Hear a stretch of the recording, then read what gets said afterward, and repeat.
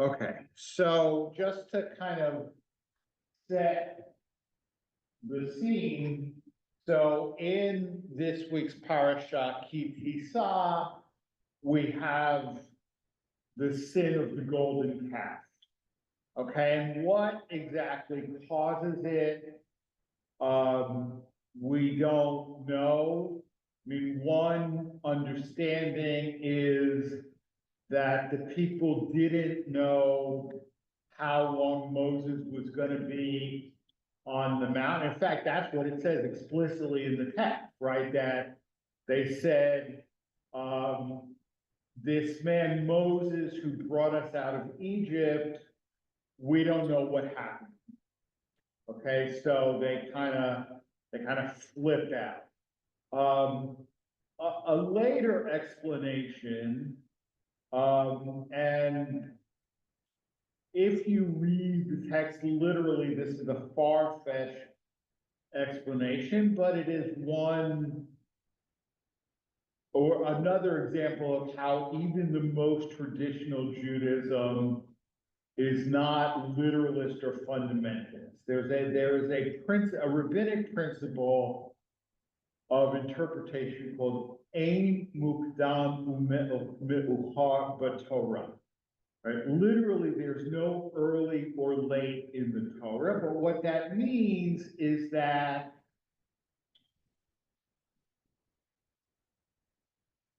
the Torah is not necessarily narrated chronologically.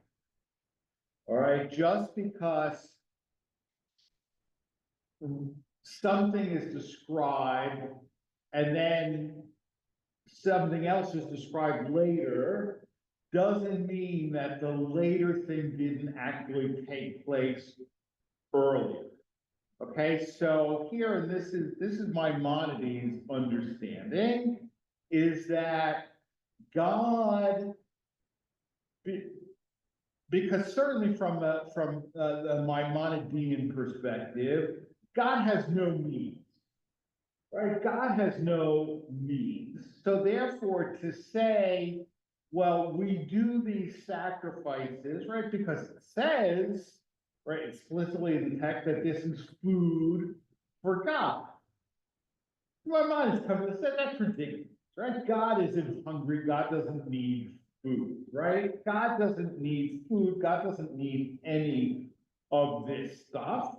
So originally, God didn't give this stuff. And then what happened is the people not having received rituals from God made up their own, i.e. the golden calf. So God says, this is no good, right? If I leave, right, and we know this, right? If you leave Jews to their own devices, forget it, right? It's going to be a disaster, right? We know this, okay? So God gives the people rituals. God needs them, but because the people do, right? And I mean, you know, to use an analogy. All right, so when my late father first retired, and his wife, who was significantly younger than him, was still working, and my dad was still pretty healthy, and he was driving her crazy. He was driving her nuts. So my dad had taken up this hobby of doing ceramics. Okay, so my stepmother would call us and say, tell your dad you need new Shabbos candles. Tell your dad you need a Seder plate, right? Give him something to do, right? Because if he has nothing to do, he's going to drive me nuts. So give him something to do, right? And so that's what God did with all these sacrifices and rituals, right? So, because if you leave people to their own devices, right, and here's a closer real life example of this, okay? In the summer of 1982, I was a leader of a teen trip in Israel, okay? And our group was roughly, I don't know, about 30 kids, and we had 3 leaders, and we spent a couple of weeks on a kibbutz. And when we get there, we find that another American Jewish youth movement has dropped 5 or 6 kids at this kibbutz with no staff. Right now, how in the world they did such a thing, for the life of me, I don't know. Right, but there's 6 teenagers on this kibbutz with no staff. Okay, and right, you're shocked, right? So at first, these kids are going to our kids and saying, ha, we can do whatever we want, we don't have any staff, right? And then after a couple of days, these kids came and they said, would you be in charge of us also? Right? Would you be in charge of us also? And I've often, when I taught teens, say, how would you feel if your parents came home one day and they said, from now on, there's no rules, right? You can do whatever you want, right? You're shaking your head, right? I mean, and mostly when the kids were being up, they said, you know what? At first, we probably feel this is pretty cool, but when we thought about it more, we'd say, our parents don't care about us. Our parents don't care about us. Our parents don't love us, because if they cared about us and they loved us, they would give us rules, right? And so God, because God loves us, gives us rules. Right? So it's not that we're doing anything for God, but God is actually doing something for us, right? But again, your parent, your kid, your spouse, your co-parent says to you, do you know what your kid did? Right? Chances are not a good thing, right? You know what your kid did, right? Or if Kelly sends me a text, do you know what your dog just did, right? So, but this, right, so John F. Kennedy said, success has many failures, success has many fathers, but failure is an orphan. Right? Success has many fathers, but failure is an orphan. Right? Everybody wants to claim credit for success. Nobody wants to take responsibility for failures. Right? And we see this play out in the Parashat.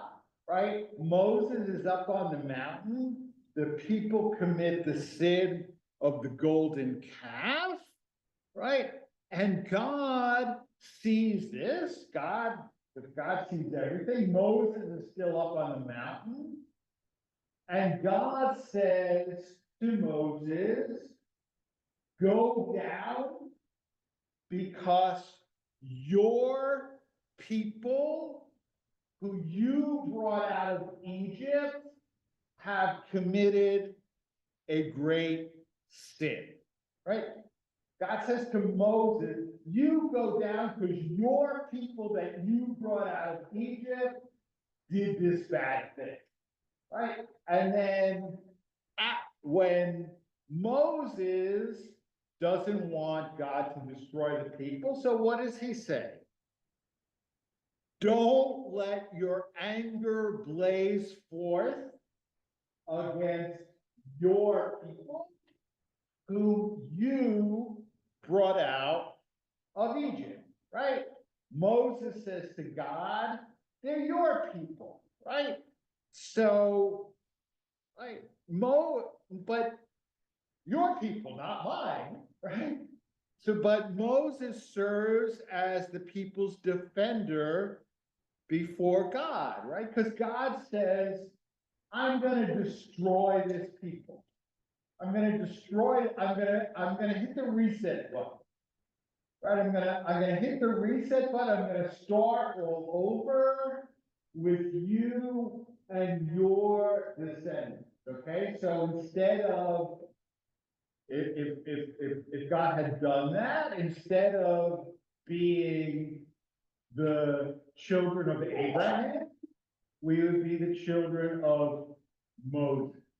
And then Moses says to him, no, don't do this thing, right? Don't do this thing. Don't destroy this people. And if you're not willing to forgive them, and it's one of the great lines in the Torah, Macheni na misifrecha asher katavta. Right?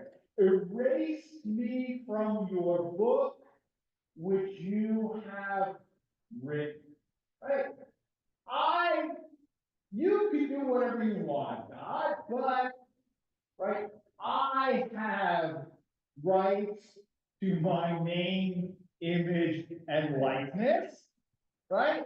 And if you do this thing, I don't agree to be in your Torah anymore. I don't agree to be in your Torah anymore, right? So it'd be what? The 5 books of some guy, right? And so God, what? God has no choice at this point. God's got to forgive them, right? Because if you can't have Moses in the Torah, not much of the Torah anymore, right? So, I mean, really, Moses uses whatever power he has to stop this horrible thing. Okay? I mean, he uses whatever power he has to stop this horrible thing. Okay? I'll leave it at that. Okay? But then, and it's interesting, he sort of goes back and forth, right? He defends the people, he gets God to forgive them. Then he goes down the mountain and he sees what they've actually done. And what does he do? He breaks the tablets, right? And then he confronts Aaron, right? Talking about people not wanting to take responsibility, right? He goes to Aaron and he says, what the heck? Right? What if you, and Aaron says, well, the people made me do it, right? So they came to me and they're all upset because they don't know where you are and they're scared and like they're gonna kill me if I don't do something. So I say, whoever has gold, bring it to me, right? So they brought me the gold and I threw it into the furnace and out came this cat. Right. He didn't make, right? The cat, I mean, a self-made cat, right? I just threw I didn't make the cat. I just threw the gold in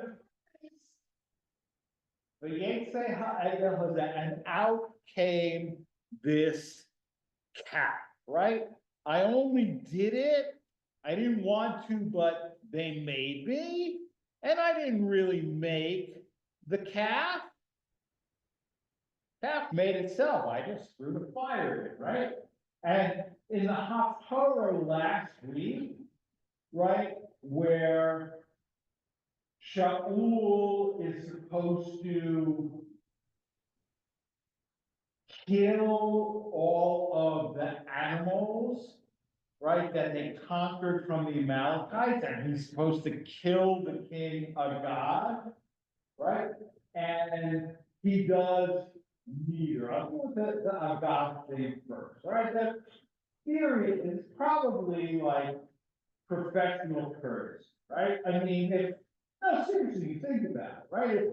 If kings who are captured in war are going to be killed,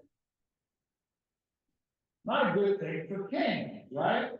So I'm a king, I'm not gonna kill this other king because that sets a precedent, and then if I get captured, they'll kill me, right? But, the business with and one other thing that I should mention, right? So what happens with this king of God? Samuel kills him, right? Samuel kills him. But Thursday night, we read the Megillah, right? Haman Ha'agagi, Haman the Agagite, apparently descendant of Agag, and according to the Midrash, somehow between the time that Saul captured him and Samuel killed him, because Saul was supposed to kill him but didn't, right? Samuel did, but sometime between Saul capturing him and Samuel killing him, he managed to father a child. Or not, to impregnate a woman, right? And Haman is a descendant of that liaison. So if Saul had done what he was supposed to do, no Haman, okay? But, so when Samuel confronts him, right, because Saul says, he goes, I did what you told me to do, right? So Samuel says, oh, then what's this bellowing and bleeding about, right? Because he hears the animal that was supposed to be killed. He says, oh, the people wanted to save them to make sacrifices to God. Right, now the text doesn't explicitly say that that's BS, right? But it reads to me as if it's BS, right? They wanted the spoils, right? They wanted the spoils of war. So, but then Saul says to Samuel, right? Samuel says again, a remarkable one, okay? Although you may be small in your own eyes, you are the head of the tribes of Israel, right? And he captures a certain dynamic, right? Anybody who exercises leadership, you should be small in your own eyes, right?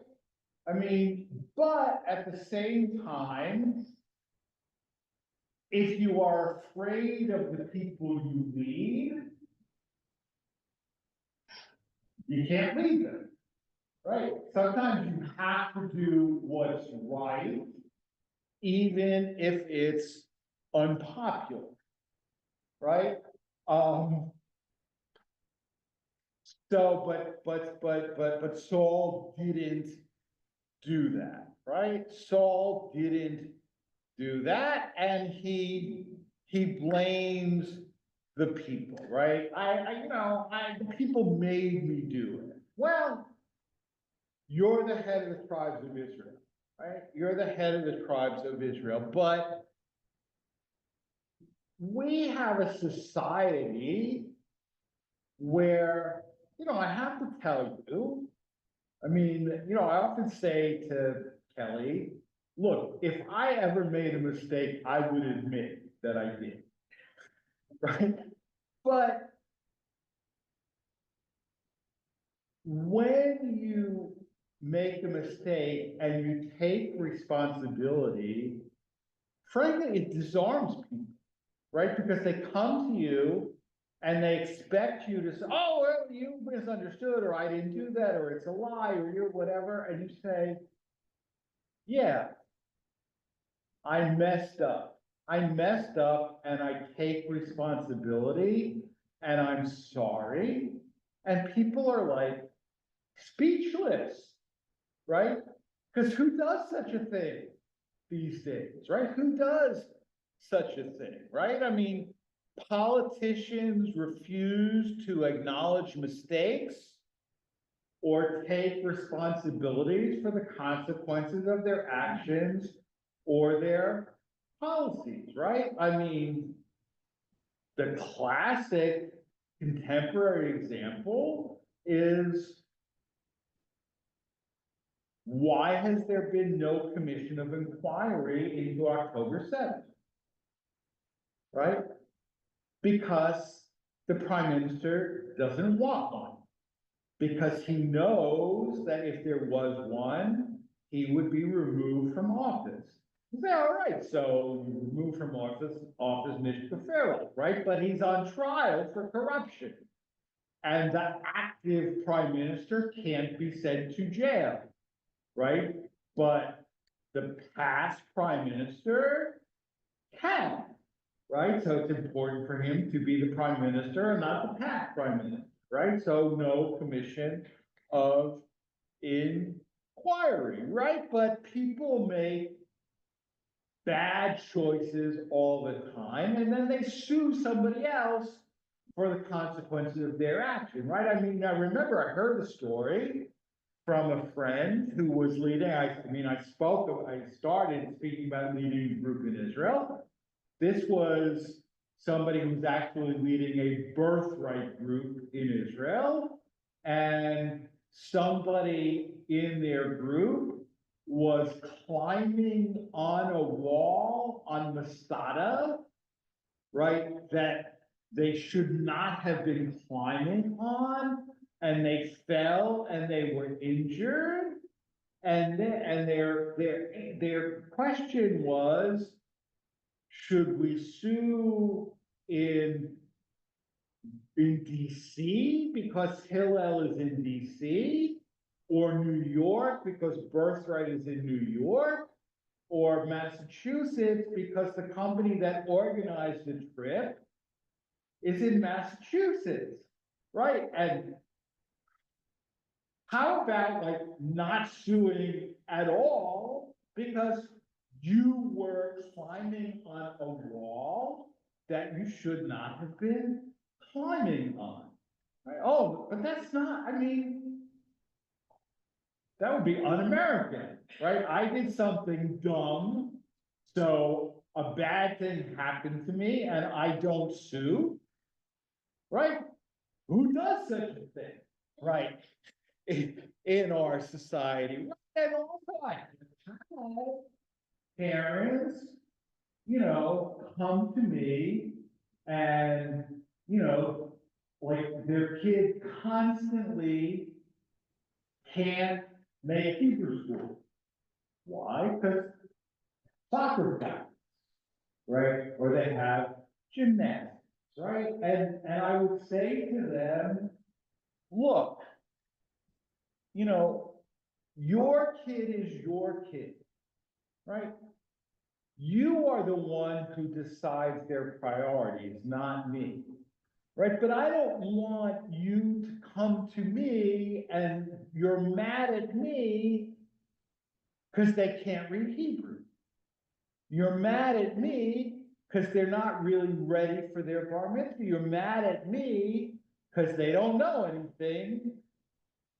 Because I wasn't the one who decided that soccer is more important than Hebrew school. That gym, right? In other words, make the decision that you make, but own the consequence, right? Don't blame me for the consequences of your decision, right? But, right, so finally, so after this whole Moses says to God, your people, and God says to Moses, your people, but Moses finally, pun very much intended, takes the bull by the horns, right? And he says to God, okay, I will stay with your people, and God provides additional leaders for the people, and Moses goes up the mountain a second time, but because they now have other leaders, right, they're not so afraid, right? And Moses then comes back with the second set of tablets, right? And what's interesting, and I always find this puzzling, although I think there are answers, right? When God says to Moses to come back up a second time, he says, carve 2 tablets of stone and bring them up the mountain, right? And I'm always like, it's a mountain, okay? Mountains, as far as I know, are made of stone, right? Why does Moses have to carve the tablets and bring them up the mountain, right? Maybe just like bring a chisel up the mountain, right? And carve the tablets up there, right? But I think, I mean, there are all kinds of answers, but I think maybe one of the answers is that it's important that Moses be not simply a recipient, but a participant, right? And then it says that Moses actually engraved the tablets, right? And it says God's words were harut al ha-luchot, right? Inscribed on the tablets. But the rabbis love to play with these words, and they say instead of harut, cherut, right? Cherut means freedom. Okay, so freedom on the tablets, meaning what?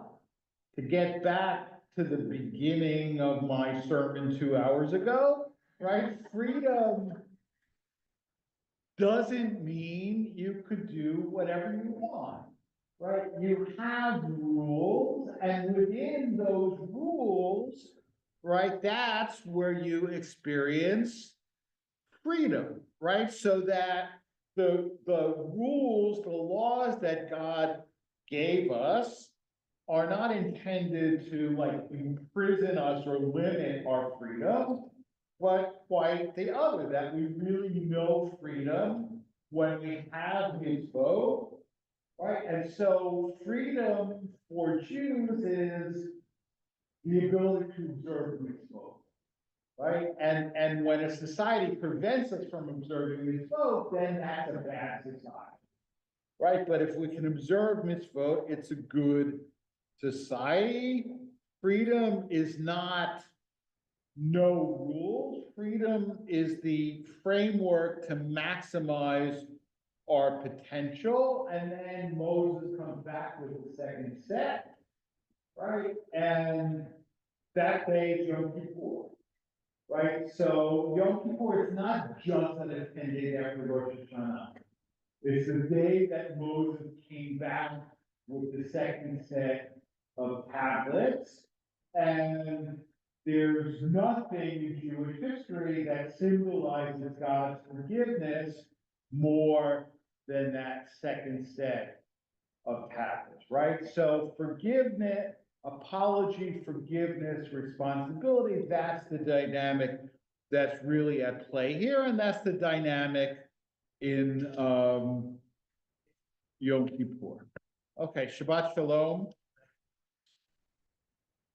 And we'll turn now to the Torah reading, to the Torah service.